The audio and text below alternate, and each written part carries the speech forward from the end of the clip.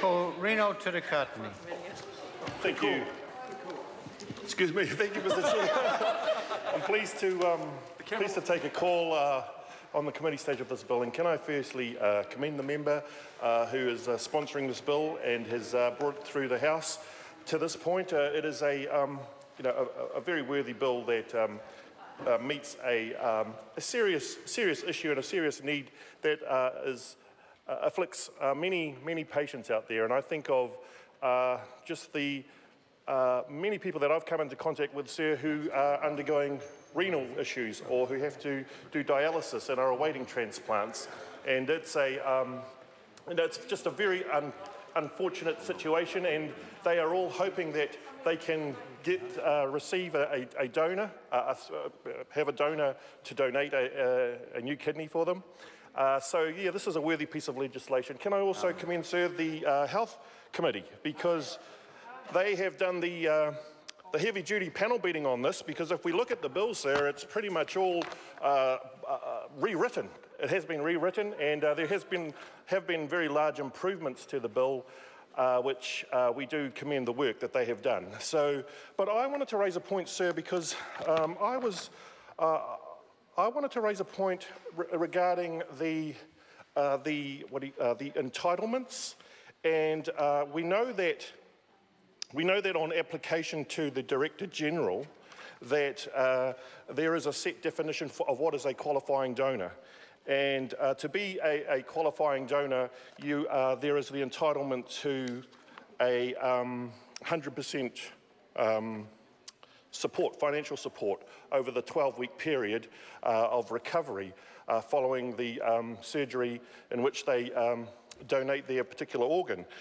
But, sir, there is a second part to the application process under Part 3 of the bill, and that involves a discretion that the Director General has to provide an entitlement for work that is done prior to, work prior to the actual surgery itself, and so that is a discretion that the Director General has to grant financial support to the donor for undergoing tests or what other medical procedures may be required in preparation for the surgery itself.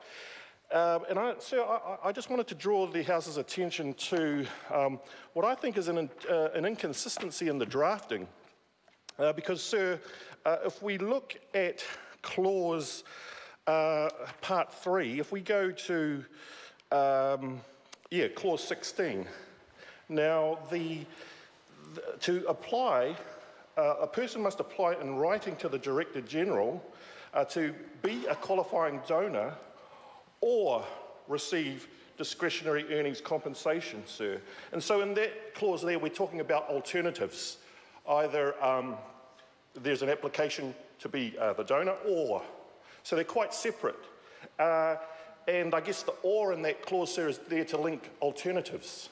And but, sir, if we look at the provisions to do with the granting of the discretion that the Director General has in clause 12, you will see that the discretion can only be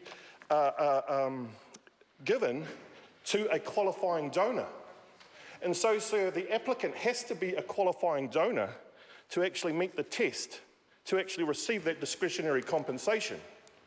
And yet, in Part 3, sir, the application that is made it's not a requirement, I guess, that that person does apply to be a qualifying donor. So it does, in my reading, sir, it does permit a person applying to the Director General solely for them to apply the discretion for compensation in preparation or prior to the actual surgery itself. And so, sir, I just question the use of that definition of or, because they are quite separate requirements in the section. They aren't linked. And I would imagine, sir, that, obviously the applicant would want to be a qualifying donor, but the fact that they've been separated out as a or, either or scenario, doesn't quite follow in my reading, sir. So I think it might be more appropriate if they were and or you know, if there was an inclusive type definition to cover both scenarios. Sir, can I come back up, Mr Chair? Mr Chair. Barbara Mr Chair. Kruger.